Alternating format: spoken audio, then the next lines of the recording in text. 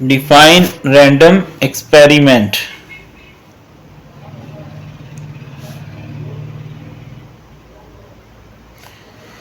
A random experiment is a process or procedure that when performed can result in one or more outcome. कहता है ये एक ऐसा procedure है, याद आप बुक से करेंगे, यहां से कंसेप्ट आप लेंगे, ठीक है, जिसमें हम कोई एक्सपेरिमेंट करें तो उसके मुख्तलिफ आउटकम आ सकते हैं। जैसे हम एक कॉइन टॉस करें तो या हेड आ सकता है या टेल आ सकता है, या ये भी हो सकता है हम एक लूडो का दाना फेंकें और उसमें 1 आ जाए, 2 आ जाए, 3 आ जाए, 4 5 6 कुछ भी आ जाए। या ये भी हो सकता है कि हम जो ताश है, कार्ड्स हैं, वहां कोई कार्ड निकालते हैं, वो किंग हो सकता है, वो क्वीन, कुछ भी हो सकता है ना। तो ये आउटकम पे मुश्तमिल हो सकता है। That can not be predict with certainly before end, जी हम पहले नहीं बता सकते। मैं ये नहीं कह सकता मैं सिक्का फेंकूंगा तो पक्का वो हेड ही आएगा या टेल ही आएगा। हमारे तो चलो वो बाबा और मस्जिद होती है ना, तो कोई कंफर्म नहीं होता क्या आएगा, ठीक है। तो ये रैंडम एक्सपेरिमेंट होता है। In other word specific outcome of random experiment is uncertain. कोई भी एक्सपेरिमेंट की जो आउटकम है वो कहता है अनसर्टन होती है, गैर यकीनी होती है हमें। And is influence by chance and randomness. Influence by chance, मिसाल पर मैं कहता हूँ हेड आएगा लेकिन वो टेल आ जाता है। यानी अगर मेरे पास सिक्का हो, मैं फेंकूं तो मैं कहूँ मस्जिद आएगी, वो कायदे आजम आ जाता है उसमें। तो ये इस तरह हो सकता है एग्जाम्पल में, ठीक है। Tossing a coin, rolling a die, conducting a spare, कोई भी एक्सपेरिमेंट इसमें हम ले सकते हैं, ठीक है जी। तो आउटकम विद, आउटकम से क्या मुराद है? An outcome, an outcome refers, इससे मुराद क्या होता है? To a possible result. ये एक पॉसिबल रिजल्ट को शो करता है कि रिजल्ट हमारा क्या क्या हो सकता है। और ऑकरेंस,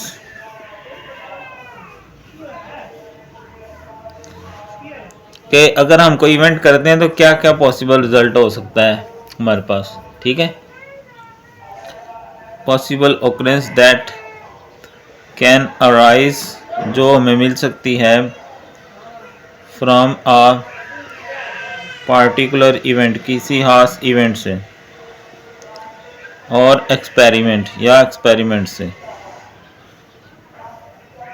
ठीक है। Example, in coin toss, coin toss में हेड और टेल, हेड और टेल जो है वो क्या है? Are outcomes. ये हमारी आउटकम्स होती हैं, ठीक है। आउटकम से मुराद, अगर हम कॉइन टॉस करते हैं ना तो हेड आ सकता है या टेल आ सकता है, वो आउटकम है उस इवेंट की। यानी कि जो हम कॉइन फेंकते हैं ना वो उसकी आउटकम है कि उसके रिजल्ट में क्या क्या आ सकता है, ठीक है। पेस, तो all possible outcomes of an event, एक जो इवेंट है उसमें जो जो हमारे पास आउटकम आ सकती हैं वो क्या होती हैं? उस इवेंट का सैंपल स्पेस कहलाता है। मिसाल के तौर पर अगर हम एक कॉइन टॉस करें तो क्या क्या आ सकता है? या हेड आ सकता है या, तो ये क्या है? एक सैंपल स्पेस है वन टाइम अगर हम कॉइन टॉस करें तो, ठीक है। व्हाट आर, क्वेश्चन 4 है, what are sample points in a probability theory? Sample points are also known as sample outcomes or elementary events, are the most basic possible outcomes of an experiment. यानी अगर हम एक coin toss करते हैं ना तो उसमें सैंपल पॉइंट्स क्या होते हैं हमारे पास? हेड, टेल, ठीक है। यानी ऑल पॉसिबल आउटकम्स जो एक एक्सपेरिमेंट में आ सकते हैं वो उस के उस एक्सपेरिमेंट के सैंपल पॉइंट्स कहलाते हैं हमारे पास। ठीक है, ऐसे ही अगर हम एक डाइस थ्रो करें तो उसमें हमारे पास क्या आ सकता है, 1 आ सकता है, 2 आ सकता है, 3 आ सकता है, 4 5 6 तक। ठीक है, तो ये हमारे होते हैं सैंपल पॉइंट्स। ठीक है, इवेंट, इवेंट क्या है? तो इवेंट क्या है? Any when we toss a coin, अगर हम एक कॉइन टॉस करें, द इवेंट्स आर हेड और टेल। तो इवेंट क्या है? या हेड हो सकता है या टेल हो सकते हैं। तो ये हेड और टेल क्या है हमारे पास?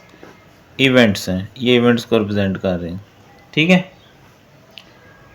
उसके बाद है simple event and compound event.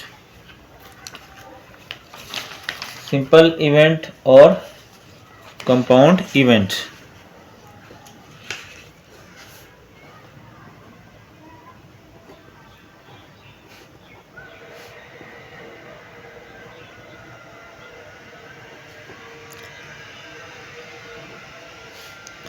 Simple और कंपाउंड इवेंट।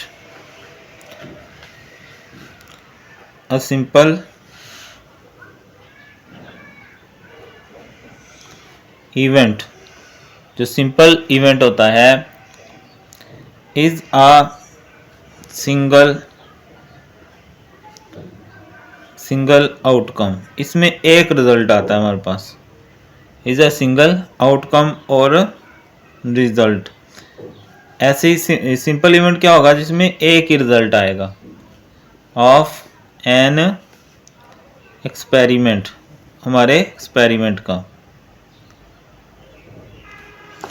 मिसाल के तौर पर अगर हम एक डाई थ्रो करें तो 1 2 3 4 5 6, अगर मैं 1 की प्रोबेबिलिटी निकालूं तो 1/6, 2 की प्रोबेबिलिटी 2/6, 3 की 3/6। ये सारे सिंगल हैं, सिंपल इवेंट हैं।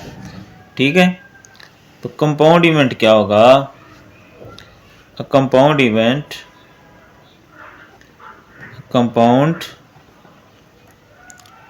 इवेंट इज एन इवेंट, ये ऐसा इवेंट होगा कंसिस्ट ऑफ, जो मुश्तमिल होगा 2 और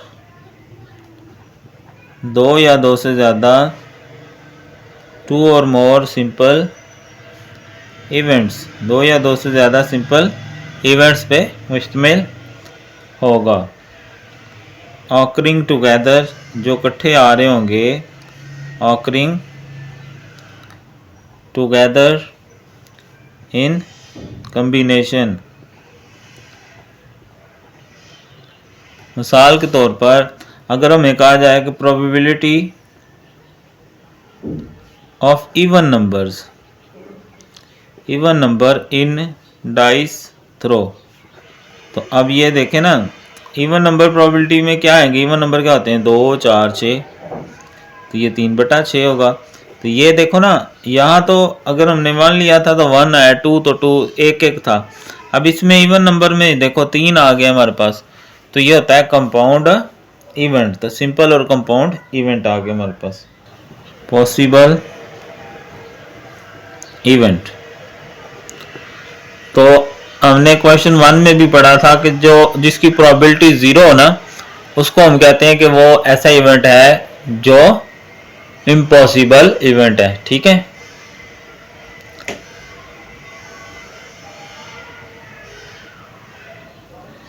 तो an impossible event is an event. अब इसकी मिसाल में आप लिखोगे कि when we toss a coin it may be head और टेल, तो this is a sure event, यानी श्योर है हमें कि वो आएगा ही आएगा। ठीक है, impossible event is an event that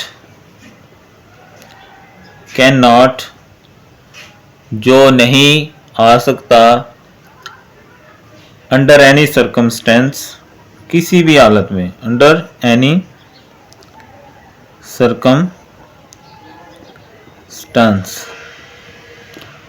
ठीक है, तो इट्स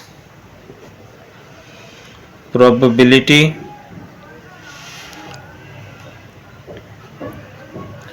इज ऑलवेज ज़ीरो, ये हमेशा ज़ीरो होती है। एग्जाम्पल,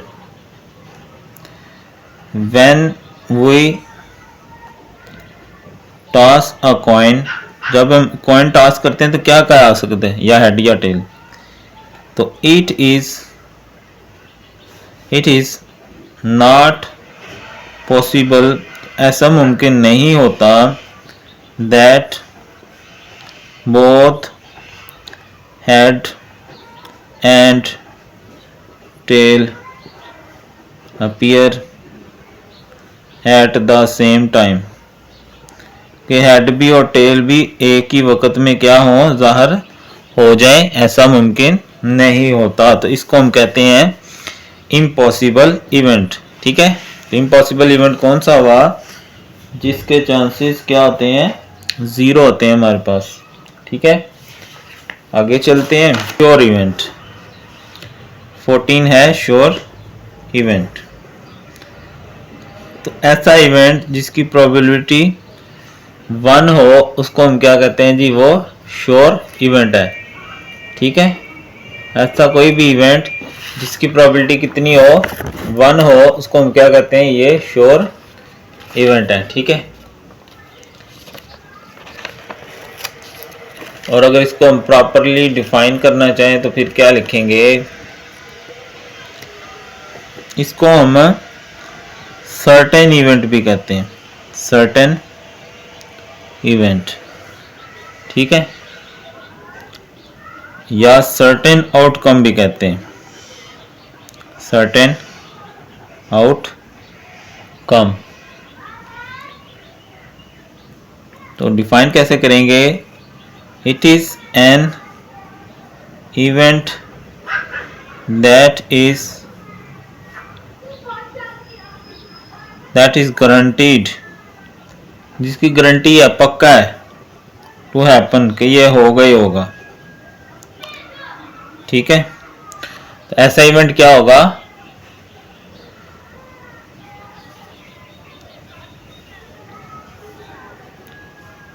श्योर इवेंट जो होता है has probability of 1, sure event जो होता है उसकी प्रोबेबिलिटी क्या होती है, 1 होती है हमारे पास। ठीक है, 15वां क्वेश्चन है, impossible likely events, equally likely events.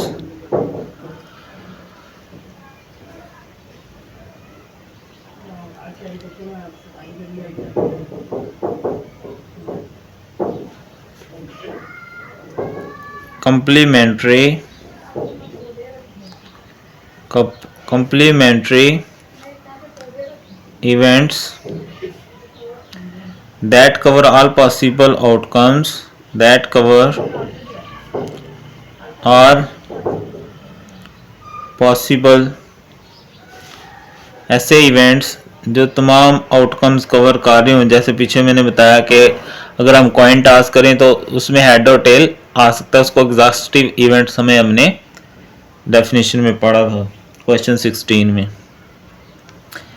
complementary event that cover all possible outcomes and do not overlap, और एक दूसरे को तंग ना करें, मिक्स ना हो। ठीक है, उनको हम क्या कहते हैं, उन दो इवेंट्स को इक्वली लाइकली इवेंट्स कहते हैं।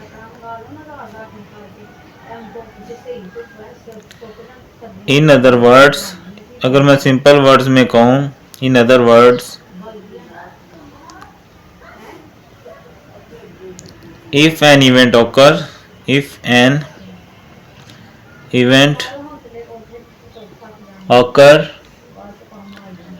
then then other can not occur, तो दूसरा वाक्य नहीं हो सकता। मसलन अगर मैं कॉइन टास्क करूं तो हेड अगर आ गया ना तो उसी टाइम पे टेल नहीं आ सकती। ठीक है, तो ये क्या होते हैं, इक्वली लाइकली इवेंट्स, यानी कि हेड आने के भी पूरे पूरे चांस होते हैं और टेल आने के भी पूरे पूरे चांस होते हैं। तो इनको कहते हैं इक्वली लाइकली इवेंट्स के, यानी हेड भी आ सकता है और टेल भी आ सकता है, दोनों के चांस इक्वल इक्वल हैं। ठीक है, एक्चुअली एक्सक्लूसिव इवेंट्स। ठीक है,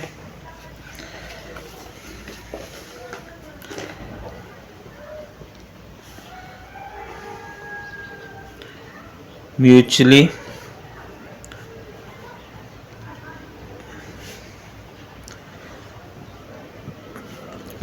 exclusive events,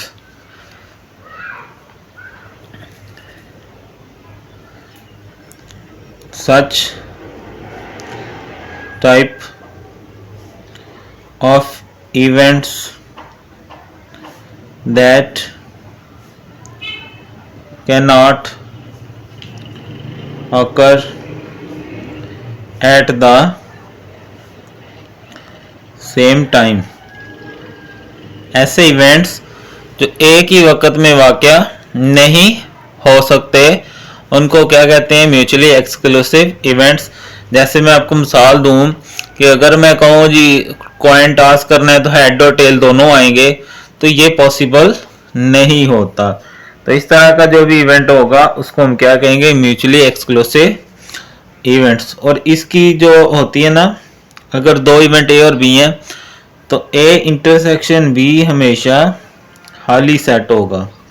ठीक है, तो ये क्या है, म्यूचुअली एक्सक्लूसिव इवेंट्स की कंडीशन के जो दो इवेंट सेम एक ही वक्त में वाक़या नहीं हो सकते। ठीक है, उसके बाद है इवेंट,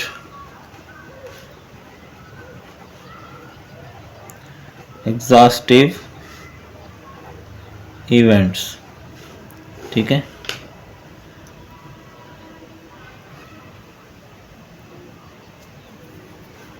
तो it is such type of events that collectively जो मजमूई तौर पर कवर करें all possible outcomes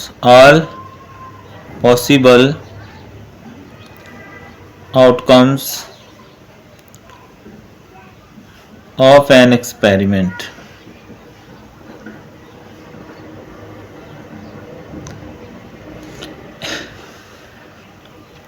exhaustive event कौन से होंगे, जो तमाम आउटकम्स को कवर कर सकते हैं। ठीक है, या जो भी अगर हम मिसाल लें, मिसाल के तौर पर when coin is tossed, coin toss हो तो क्या क्या आ सकता है, या हेड आ सकता है या टेल आ सकता है। तो इसके अलावा तो कुछ आ नहीं ना सकता, तो इसने हेड भी कवर कर लिया, टेल भी कर लिया सैंपल स्पेस में, तो ये क्या होगा, एग्जॉस्टिव इवेंट्स है। यानी इसमें इस सैंपल में हेड यानी कॉइन टास्क करने की तमाम प्रोबेबिलिटी आ गई है कि यानी या हेड हो सकता है या टेल हो सकती है। ठीक है,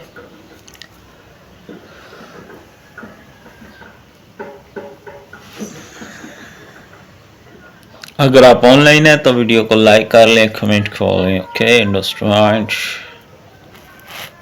और dependent events.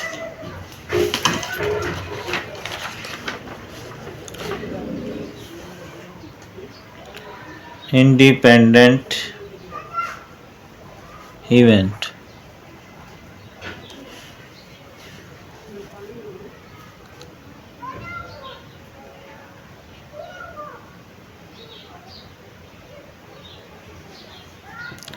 it is such type of event in which occurrence of one event does not affect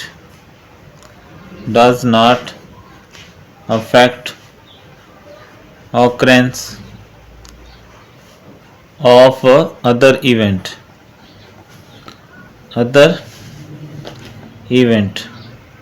ऐसा इवेंट जिसमें एक इवेंट के वाक़या होने से दूसरे पे कोई असर ना पड़े उसको हम कहते हैं इंडिपेंडेंट इवेंट। यानी अगर हम कॉइन टॉस करते हैं तो हेड है, अब दूसरी दफ़ा अगर हम करते हैं तो हेड टेल दोनों के आने के चांस होते हैं, कोई फ़र्क नहीं पड़ता उस पर। ठीक है, तो ये क्या आता है, probability of A intersection B बराबर probability of A multiply probability of B. ठीक है, और डिपेंडेंट इवेंट क्या होंगे,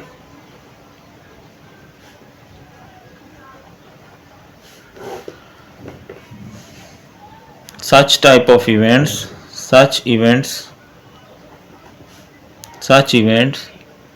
in which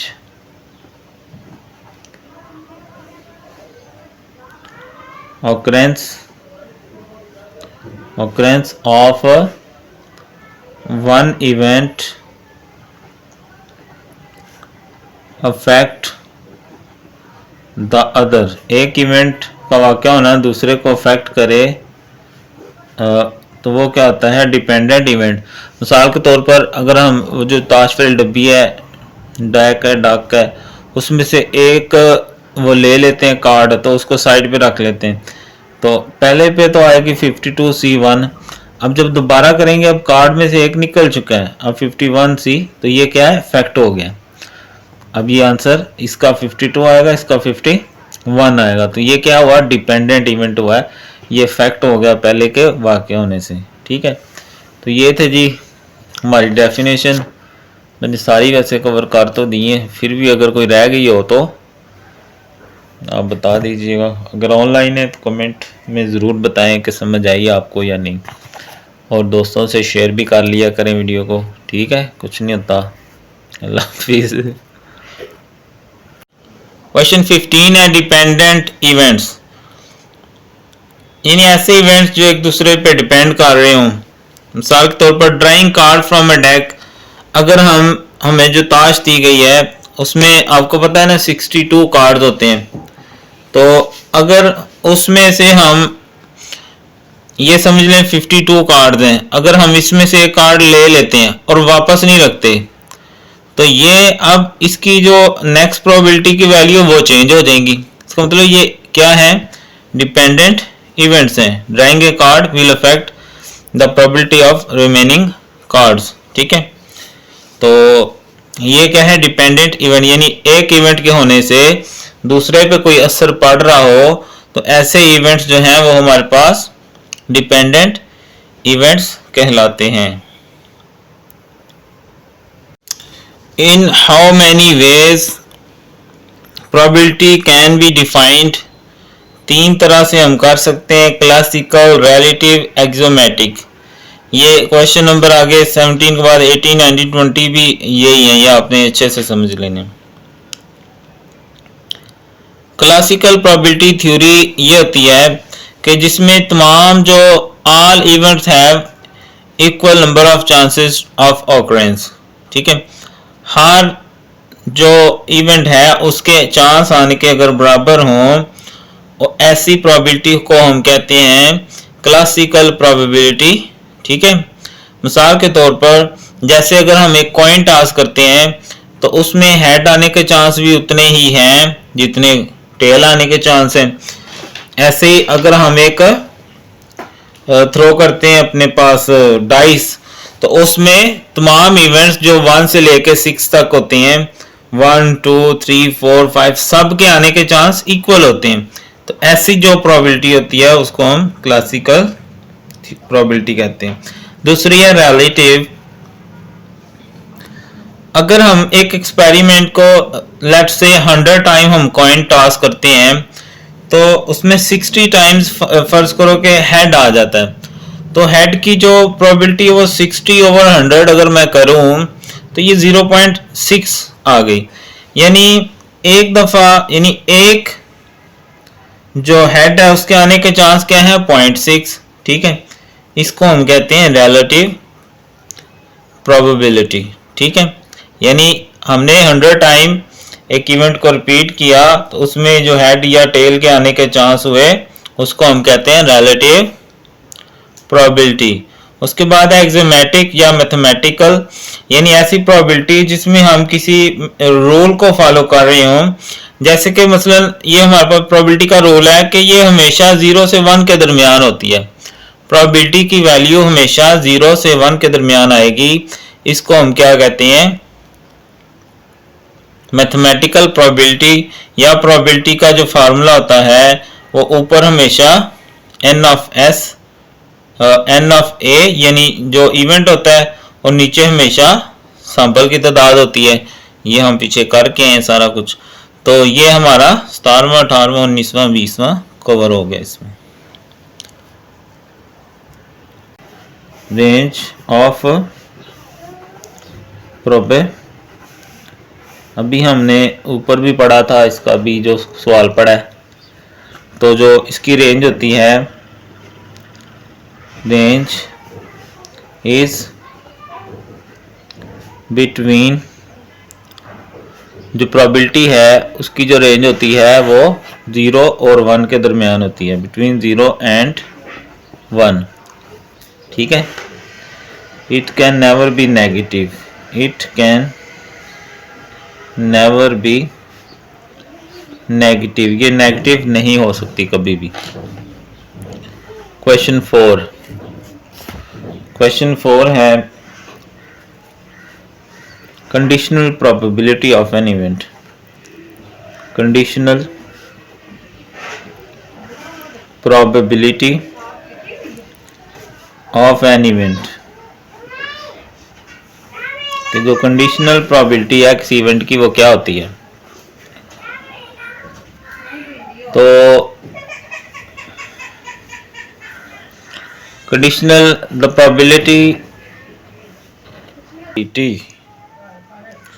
प्रोबेबिलिटी को डिफाइन करें।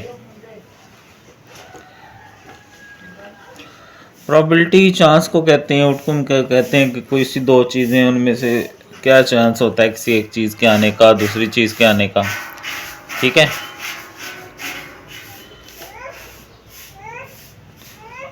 Probability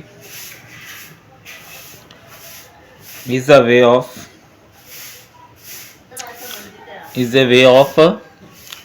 expressing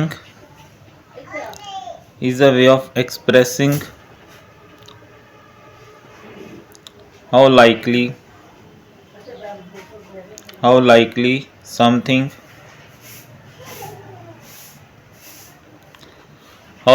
something is to happen, कि कोई चीज़ कैसे हैपन होगी, ये हमारा प्रोबेबिलिटी में आ जाता है। ठीक है, it is a measure of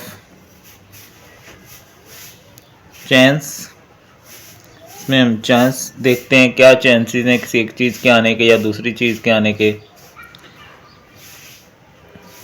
of an event, एक इवेंट के हैपन होने का क्या चांस है।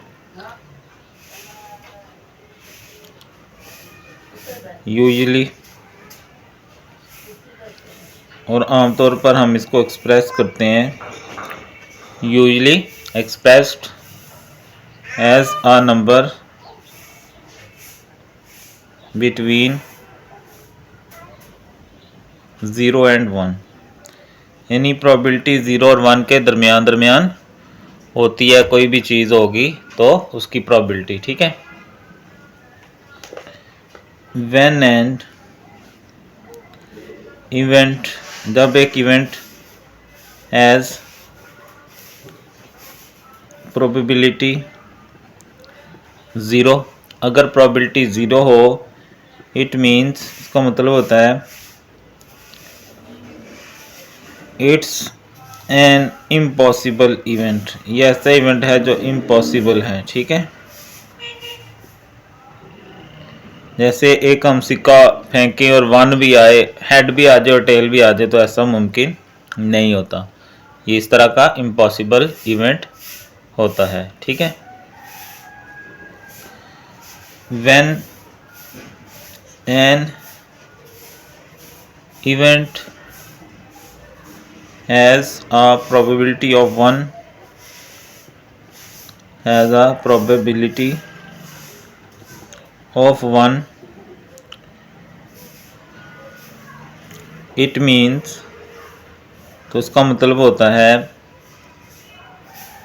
it means it may happen, it may certain to happen, ये पक्का हैपन होगा, वाक़या होगा, ये इम्पॉसिबल इवेंट नहीं होगा।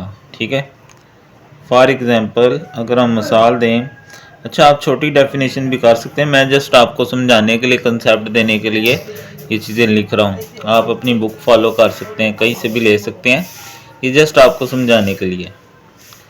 मिसाल के तौर पर फ्लिपिंग, अगर हम फेंकते हैं एक कॉइन को, हैज़ अ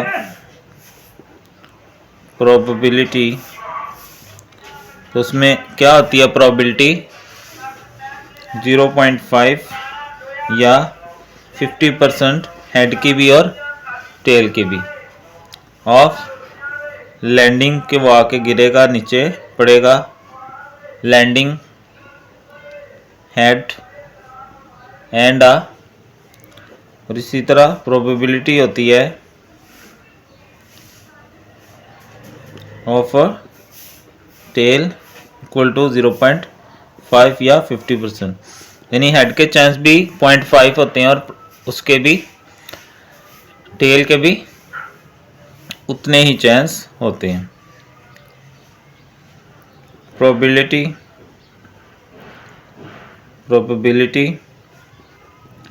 हेल्प्स अस, ये हमारी मदद करती है अंडरस्टैंड, समझने में, understand and predict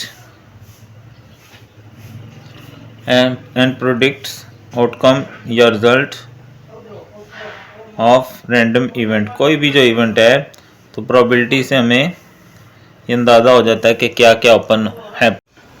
addition law for mutually exclusive events क्या है?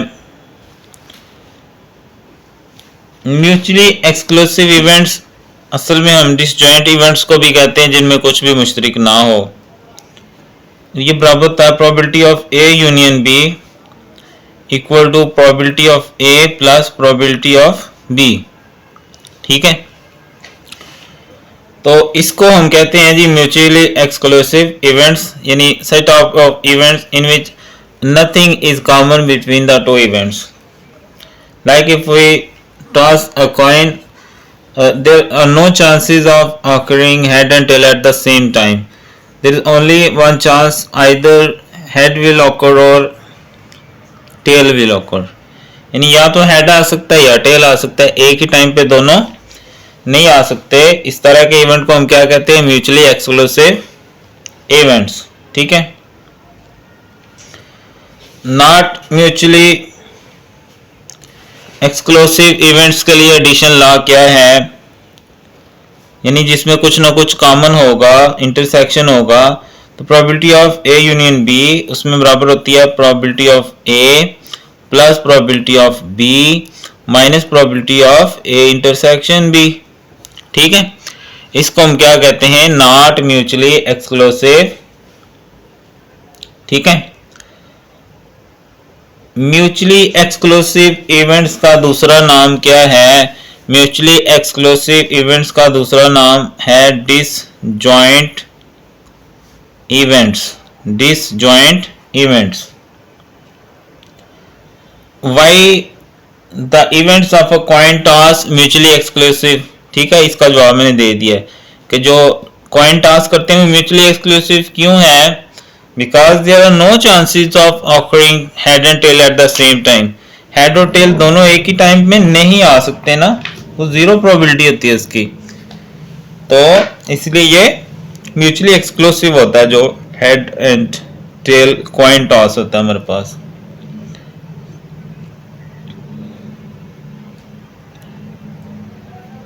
दो म्यूचुअली एक्सक्लूसिव इवेंट्स के लिए probability of A intersection B क्या होती है? जब कॉमन कुछ नहीं है तो ये क्या होती है? जीरो होती है म्यूचुअली एक्सक्लूसिव इवेंट्स के लिए। रेंज क्या होती है प्रोबेबिलिटी की? प्रोबेबिलिटी की जो रेंज है वो होती है 1 से लेकर 0 तक। 0 से 1 की रेंज में प्रोबेबिलिटी का हमारे पास ये रेंज होती है। एक सैंपल स्पेस S है, उसकी प्रोबेबिलिटी क्या होती है? उसकी प्रोबेबिलिटी 1 होती है। Multiplication law of probability for two independent event क्या होता है? मल्टीप्लिकेटिव लॉ जो है probability of A intersection B बराबर होती है probability of A dot probability of B। ठीक है। कंडीशनल प्रोबेबिलिटी क्या होती है? कंडीशनल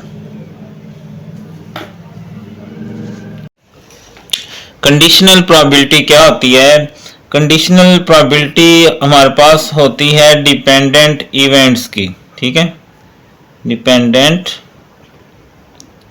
इवेंट्स के लिए जैसे हमने डेक की मिसाल दी कि जो ताश होता है उसमें हम एक अगर पत्ता निकालें और उसको हम वापस ना रखें विदाउट रिप्लेसमेंट, तो वो कंडीशनल प्रोबेबिलिटी होती है। मिसाल के तौर पर अगर मैं लूँ probability of A after B, तो ये बराबर होगी ए इंटरसेक्शन बी की तादाद आफ्टर प्रोबेबिलिटी ऑफ बी। ठीक है, तो इसी तरह अगर हम पहले ए ले लें, पहले बी ले लें, बाद में ए ले लें, तो ये क्या हो जाएगा? N A intersection B over n of A. ठीक है, इसको हम कहते हैं कंडीशनल प्रोबेबिलिटी, जो कि डिपेंड कर रही होती है एक इवेंट के होने के बाद। ठीक है, तो जो डिपेंड कर रही हो पिछले इवेंट पे, ऐसी प्रोबेबिलिटी कंडीशनल प्रोबेबिलिटी, या नाम से ज़ाहिर है कोई ना कोई कंडीशन होगी उसमें। ठीक है, अगर हम एक क्यूबिक डाई जो है वो थ्रो करते हैं तो उसका सैंपल क्या आ सकता है? क्यूबिक डाई क्या होता है? उसमें जो लूडो का दाना होता है उसमें 1 होता है, 2 होता है, 1 2 3 4 5 6 हो सकता है। ठीक है, this is sample space of cubic die. अब इसमें इवन नंबर की प्रोबेबिलिटी क्या होगी? अगर मैं लेट करूं जो ए इवेंट है वो इवन है, let A is even number, then we have even 2 4 6। Even means such number which are divisible by 2 and remainder is 0। इनकी तादाद देखें, एन ऑफ ए जो है वो 3 है। अगर इसकी मैं प्रोबेबिलिटी निकालूं, प्रोबेबिलिटी ऑफ ए, तो एन ऑफ ए यानी इस सैंपल की तादाद कितनी है? 3 है ना। ये टोटल सैंपल कितना है? 6। 3 1 are 3, 3 2 are 6। This is the probability of an even number in a fair die thrown once. अच्छा जी, सैंपल स्पेस ऑफ फेयर, अगर हम 2 कॉइन टॉस करते हैं तो हमारे पास सैंपल स्पेस क्या बन सकता है? अगर एक कॉइन टॉस करें ना तो क्या बनता है? या तो होता है हेड या होता है टेल। ठीक है, वी हैव आइदर हेड और टेल। अगर 2 टाइम्स करना हो, हेड के साथ दोबारा एक हेड एक टेल लगा दें और टेल के साथ भी दोबारा एक हेड और एक टेल लगा दें। अब देखें सैंपल स्पेस कैसे बनेगा? हेड और हेड, हेड और टेल, टेल और हेड, टेल और टेल। ये है कि दो फेयर कॉइन अगर हम टॉस करें तो उनकी प्रोबेबिलिटी ये होती है हमारे पास।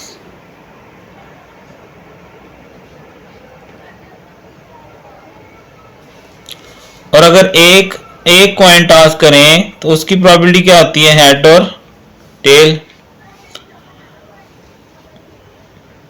और टेल के चांसेस कितने हैं, अब देखो एन ऑफ एस होता है पहले, यानी सैंपल। एक दफा अगर हम कॉइन टॉस करें ना तो ये 2 हैं, और लेट इवेंट ए जो है वो टेल को ज़ाहिर करता है। तो टेल कितनी दफा आई हुई है इवेंट में, एक ही दफा आई हुई है। तो प्रोबेबिलिटी ऑफ ए क्या आएगी, एन ऑफ ए बटा n of S. N of A 1 है, एन ऑफ एस 2 है, बस। ठीक है। प्रोबेबिलिटी ऑफ किंग और हार्ट क्या होती है हमारे पास, किंग या हार्ट की जो प्रोबेबिलिटी है, सबसे पहले हमारे पास सैंपल होना चाहिए। तो जो सैंपल है वो हमारे पास 52 टोटल कार्ड्स होते हैं। और अगर मैं एन ऑफ एस लूं तो यहाँ कॉम्बिनेशन लगती है 52C1।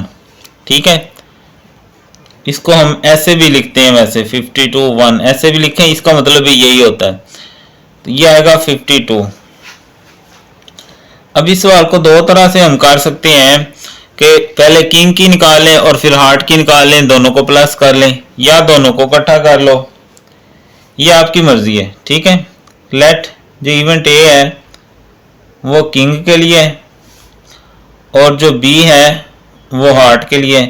दरमियान में आर हो तो ये सम वाली प्रोबेबिलिटी होती है, इनको जमा करना होता है।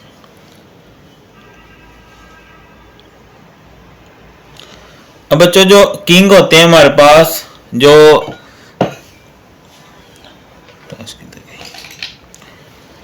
ये जो हमारे पास ताश वगैरह होती है ना, इसमें के वाला पता होता है जिसको हम किंग कहते हैं। ठीक है। किंग जो है वो हमारे पास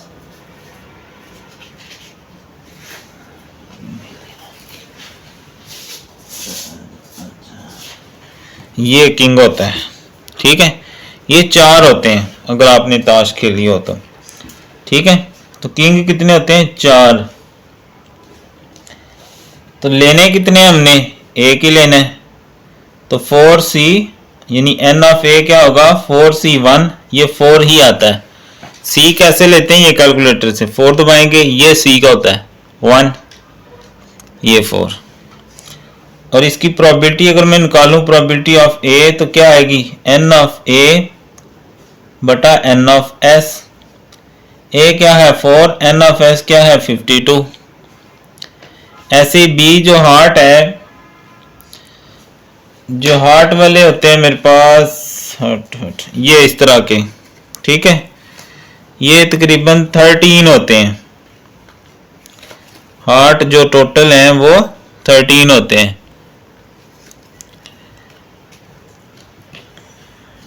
ठीक है। ये वैसे आपको दिखा रहा हूं, आपने देखे ही होंगे।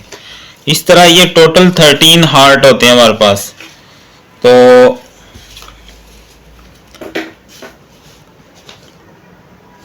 एन ऑफ बी यानी बी के चांस क्या होते हैं, 13C।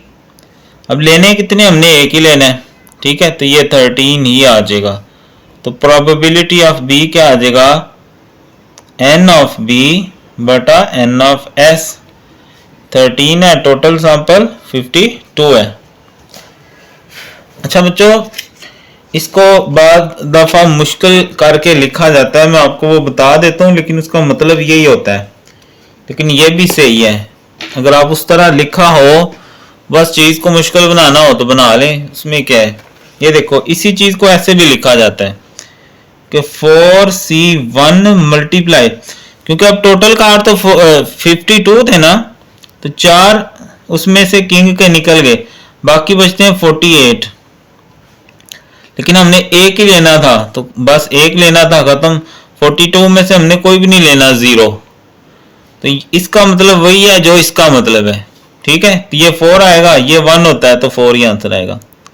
ऐसे ये जो 13 वाला है 13C1, अब 52 में से 13 निकल गए, बाकी कार्ड कितने बचेंगे 39, और उसमें से कितना लेना, कोई भी नहीं, तो 0, तो ये 1 होता है और ये 13।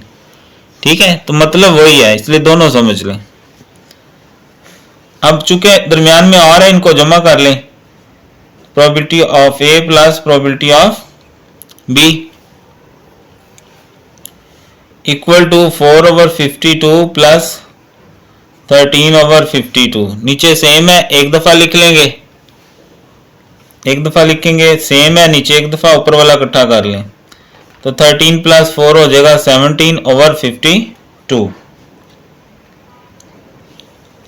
ठीक है जी, आई होप आपको समझ आ गई होगी। अगर समझ आई है तो वीडियो को लाइक जरूर किया करें, कमेंट में जरूर बताया करें बच्चों कि आपको समझ आ रही है कि नहीं। क्लास में भी पता लगता है आप लोग नहीं बोलते, इसलिए कमेंट में भी कुछ नहीं लिखते अगर ऑनलाइन है तो। अगर नहीं है तो ऑनलाइन आ जाए ना यार, क्या हो गया थोड़ी देर के लिए। ओके, हाफिज।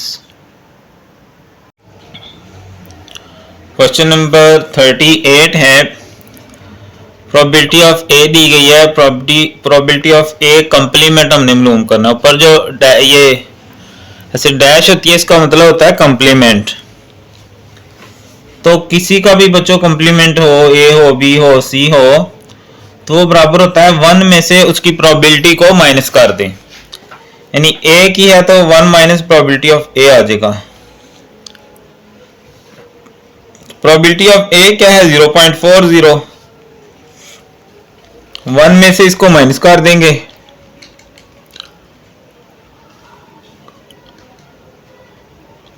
तो यह आ गया हमारे पास 0.6। आगे 0 लगाना है लगाए, नहीं लगाना तो इसका कोई इशू नहीं होता। आगे सेम प्रोबेबिलिटी ऑफ बी निकालनी है, इसी तरह probability of B complement equal to 1 minus probability of B. अब हमें प्रोबेबिलिटी ऑफ बी निकालनी है, इसको उठा के हम इस तरफ ले आते हैं, माइनस है इधर आएगा प्लस हो जाए, ये उधर जाएगा तो ये उधर जाके माइनस हो जाएगा। ठीक है, तो बी कंप्लीमेंट की वैल्यू है 0.25, और 25 है 1 में से निकालेंगे तो 0.75 आ जाएगा हमारे पास। ठीक है, तो ये सिंपल सा क्वेश्चन था। ठीक है, उसके बाद है जी probability of A union B. अब ये डिसजॉइंट इवेंट्स हैं, क्योंकि इसमें यूनियन की वैल्यू दूसरी अलहदा नहीं दी गई, यानी कंप्लीमेंट कुछ कॉमन नहीं है इसके अंदर। तो probability of A union B बराबर होता है probability of A plus probability of B.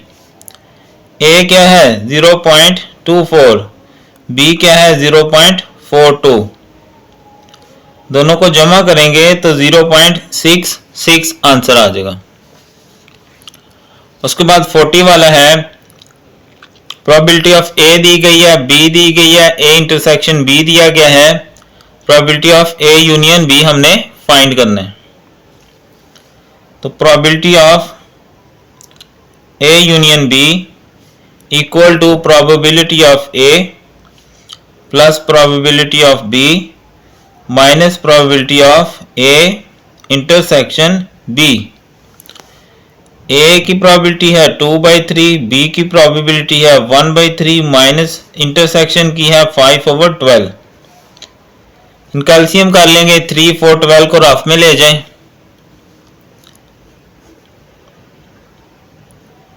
3 1 are 3, 3 1 are 3, 3 4 are 12, और फिर 4 1 are 4, तो ये आ जाएगा 12। 3 का टेबल पढ़ना है, 12 आए, 3 4 are 12, तो ऊपर वाली को 4 से मल्टीप्लाई कर लेंगे, 4 2 are 8, 2 6, 3 4 are 12, 4 को 1 से करेंगे, 4 1 are 4, 12 1 are 12, 1 को 5 से करेंगे 5, 8 4 12 और 5, यह आ गया 17/12। ठीक है, अच्छा ये माइनस है तो माइनस करेंगे तो यहां पर 7 आ जाएगा, फिर 7/12। उसके बाद 41 है, बिल्कुल same, probability of A union B equal to probability of A plus probability of B minus probability of A intersection B. A है 0.60, बी की है 0.10 और इंटरसेक्शन की है 0.30। अब प्लस माइनस करना कोई बड़ी बात नहीं है कैलकुलेटर से, तो ये आ जाएगा 0.40। ठीक है, उसके बाद है 42 सेम। अब हमें ये निकालना है, फार्मूला वही आएगा probability of A union B equal to probability of A plus probability of B minus probability of A intersection B. अब चूंकि मैंने ये मालूम करना है, इसको मैं उठा के इधर ले आता हूँ, माइनस है तो प्लस हो जाएगी।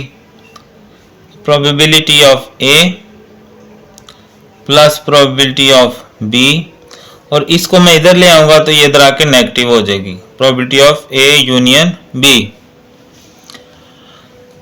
तो जो ए है उसकी वैल्यू है 1/4, बी की वैल्यू है 1/5 और ए यूनियन बी की वैल्यू है 1/3। ठीक है, अब हम क्या करते हैं, इसका हमें इंटरसेक्शन लेना है।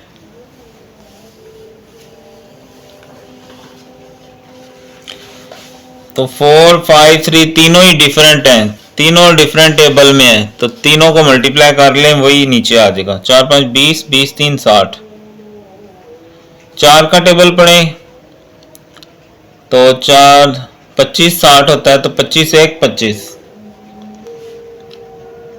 5 का टेबल पढ़े 5, 1, 5, 5, 12, 60 होता है, तो 12, 1, 12। 3, 20, 60 होता है, 20, 1, 20। अच्छा ये माइनस है तो माइनस लगाएंगे, तो ये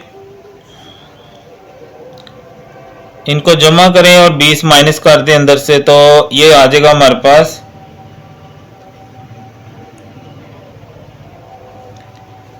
25 जमा 12 माइनस 20, तो ये आ जाएगा 17/60। ठीक है, तो ये हो गया हमारा 42 वाला। 43 बिल्कुल सेम वही फार्मूला, प्रोबेबिलिटी ऑफ, अब हमें प्रोबेबिलिटी ऑफ बी फाइंड करनी है। ठीक है, प्रोबेबिलिटी ऑफ बी हमें फाइंड करना है, तो probability of A union B equal to probability of A plus probability of B minus probability of A intersection B. Probability of B find करना है, तो ये दोनों उस तरफ शिफ्ट कर लेंगे, तो probability of A union B, ये प्रोबेबिलिटी ऑफ ए इधर आकर माइनस हो गई और ये इधर आके प्लस हो गई। इधर रह जाएगी हमारे पास प्रोबेबिलिटी ऑफ बी।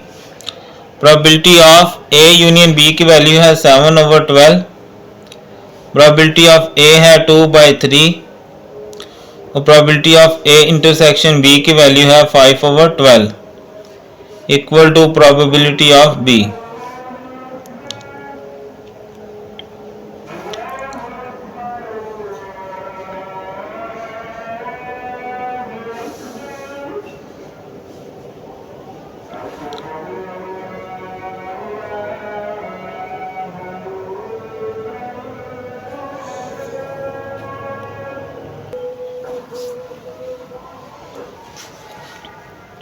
थ्री 4 ज़ा 12, 3 1 ज़ा 3, 4 1 ज़ा 4, यह आ जाएगा 12। 12 1 ज़ा 12, 1 से 7 को करेंगे 7, 3 4 ज़ा 12, 4 2 ज़ा 8, 12 1 ज़ा 12, 5 का 5।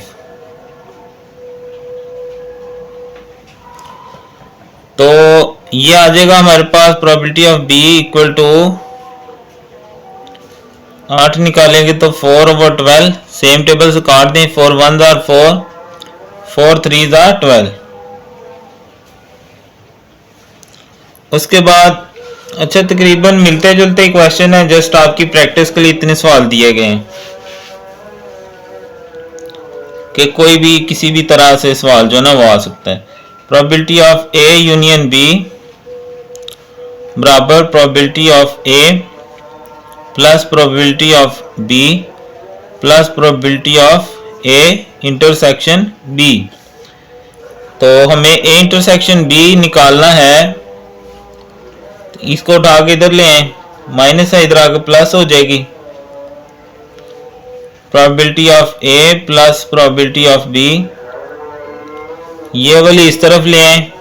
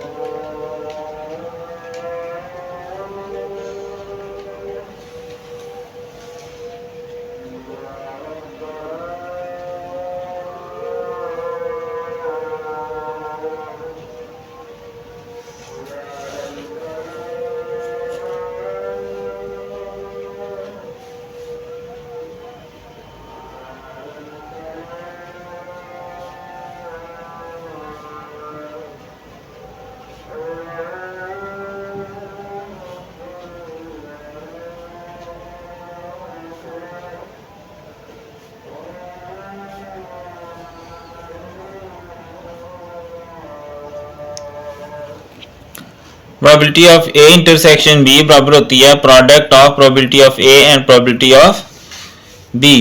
Probability of A after B, slash का मतलब होता है आफ्टर, तो ये बराबर होती है probability of A intersection B over probability of B. Probability of A intersection B है 0.63 और b है 0.9, डिवाइड करेंगे तो 0.7 हमारे पास वैल्यू आ जाएगी। आगे इसके एमसीक्यूज हैं। If a coin and dice are thrown, अगर कॉइन और डाइस थ्रोन करें, कॉइन में 2 और डाइस में 6, 6 दूनी 12 वेज हमारे पास आ सकते हैं together. Set of all possible outcome, जब हम कोई भी एक्सपेरिमेंट करें जो जो उसमें आ सकता है, जैसे एक डाई थ्रो करें तो 1 2 3 4 5 6 तक हमारे पास आ सकते हैं रिजल्ट, तो वो क्या होता है, उसका सैंपल स्पेस होता है, वो उसका सैंपल स्पेस होता है। सबसेट ऑफ सैंपल स्पेस, उस सैंपल स्पेस में से कोई एक हम वैल्यू ले लें, जैसे हमने लूडो फेंकी तो 1 आ गया, 2 आ गया, कोई एक सबसेट, वो उसका इवेंट होता है। ठीक है जी, वो उसका इवेंट होता है। An event contain only one sample point, ऐसा इवेंट जिसमें सिर्फ एक ही सैंपल पॉइंट हो उसको हम सिंपल इवेंट कहते हैं। ठीक है, an event containing more than one sample, और जिसमें एक से ज्यादा इवेंट्स हो उसको हम क्या कहते हैं, compound event. If A and be equally likely events, अगर ए के आने के चांस बी के आने के चांस बराबर हो, यानी अगर हम सिक्का फेंकें तो हेड भी आ सकता है टेल भी आ सकता है, इसको कहते हैं इक्वली लाइकली, तो उसमें प्रोबेबिलिटी ऑफ ए बराबर होती है प्रोबेबिलिटी ऑफ बी के। अगर ए और बी का इंटरसेक्शन 0 हो तो हम इसको कहते हैं not mutually exclusive events. Not mutually exclusive यानी उसमें कुछ ना कुछ हिस्सा कॉमन हो सकता है, ये मतलब होता है। ए एंड बी अगर नॉन म्यूचुअली एक्सक्लूसिव इवेंट्स हैं तो probability of A intersection be greater than 0 होती है, यानी 0 के इक्वल नहीं होती। ए यूनियन बी अगर सैंपल स्पेस के बराबर है तो इवेंट्स ए और बी क्या होंगे, एग्जॉस्टिव इवेंट्स होंगे। ठीक है, टॉसेस ऑफ कॉइन क्या होते हैं, इक्वली लाइकली भी होते हैं, म्यूचुअली भी होते हैं, एग्जॉस्टिव भी होते हैं, ऑल ऑफ देम होते हैं ये। Probability of occurrence of an event, किसी भी चीज के आने के प्रोबेबिलिटी में उसको हम क्या कहते हैं, marginal probability. For an even A, किसी एक इवेंट ए के लिए जो रेंज ऑफ प्रोबेबिलिटी होती है वो हमेशा 0 से 1 के दरमियान होती है प्रोबेबिलिटी की। ठीक है, इसमें ये इक्वल का साइन है, ये वाला नहीं है, ये भी इसी तरह का ही लग रहा है, लेकिन इसमें इक्वल का साइन भी होना चाहिए। ठीक है,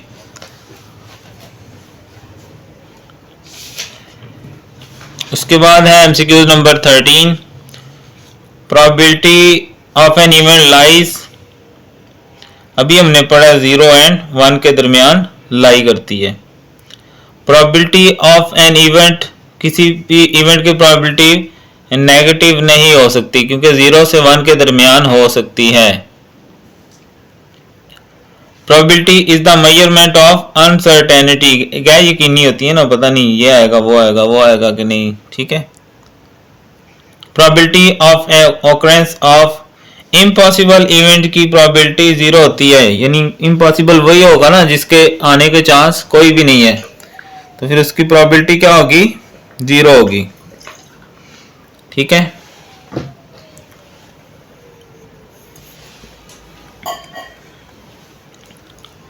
probability of an empty set, empty set की प्रोबेबिलिटी क्या होगी, 0, क्योंकि कुछ आ ही नहीं सकता। The probability of sure events, जो श्योर इवेंट है पक्का आना ही आना है, उसकी प्रोबेबिलिटी 1 होती है। प्रोबेबिलिटी ऑफ सैंपल स्पेस, किसी भी सैंपल स्पेस की प्रोबेबिलिटी 1 होती है।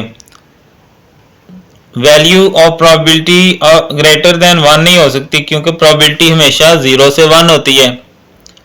A and B are not mutually exclusive events, अगर नॉट म्यूचुअली एक्सक्लूसिव इवेंट्स हों तो probability of A plus B minus probability of A intersection B के इक्वल होता है।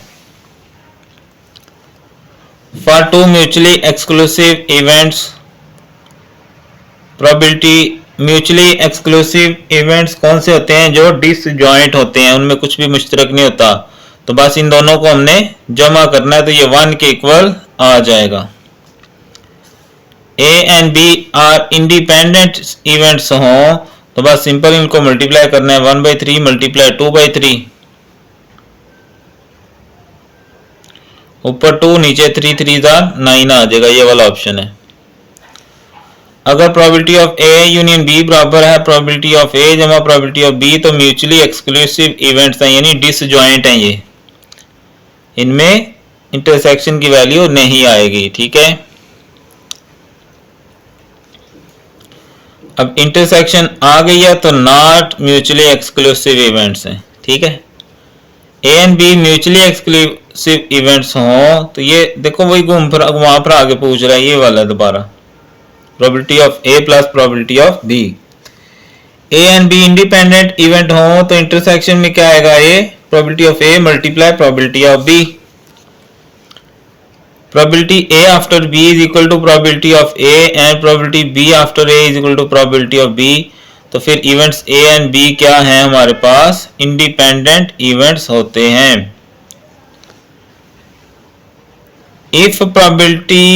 if A and B are two independent events, तो probability, ये भी हमने पढ़ा, ये वाला है दोबारा, both A and C।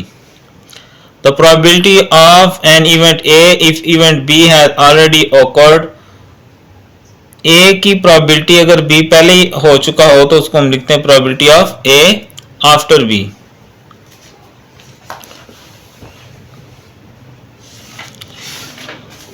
A fair die is thrown, अगर हम fair die थ्रोन करें तो आपको पता है ना क्या, 1 2 3 4 5 6 उसका सैंपल होता है। जब 2 डाई हम थ्रो करें तो उसके पॉसिबल आउटकम क्या होते हैं, 2 की पावर 2 4 होते हैं। 3 डाइस थ्रोन करें, डाइस थ्रोन करें तो उसमें 6 होते हैं, 6 पावर 3 लें तो 216 आ जाएगा। 3 कॉइन्स अगर ट्वाइस किए जाए 2 की पावर 3 8 होता है। The maximum sum of dots when die is toss 2 times, अगर हम डाई को 2 दफा टॉस करें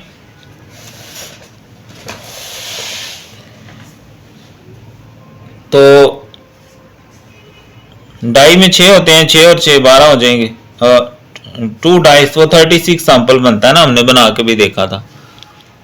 डाई अगर 2 टाइम टास्क की जाए तो if A complement is complement of A of sample space then probability of A complement, ये भी हमने सवाल भी किया तो 1 माइनस प्रोबेबिलिटी ऑफ ए के बराबर होता है।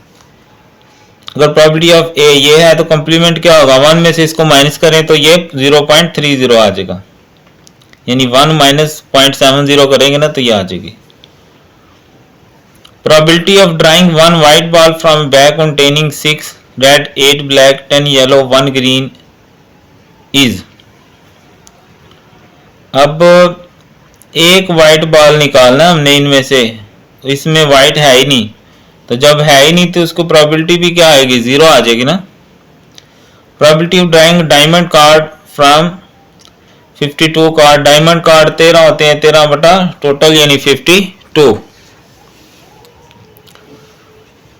The probability of drawing a picture card, picture card भी 12 ही होते हैं तो प्रोबेबिलिटी होगी 12 बटा 52। Probability of black card, black card, अब ब्लैक कार्ड कितने होते हैं हमारे पास, 26 होते हैं, टोटल 52 हैं, काटेंगे तो 26 2 52 1/2 आ जाएगा। Probability of A intersection B ये है और बी ये है, probability of A after B. Simple जो है ना, हम इसको डिवाइड कर देंगे तो ये हमारे पास 0.70 इसका आंसर आ जाएगा।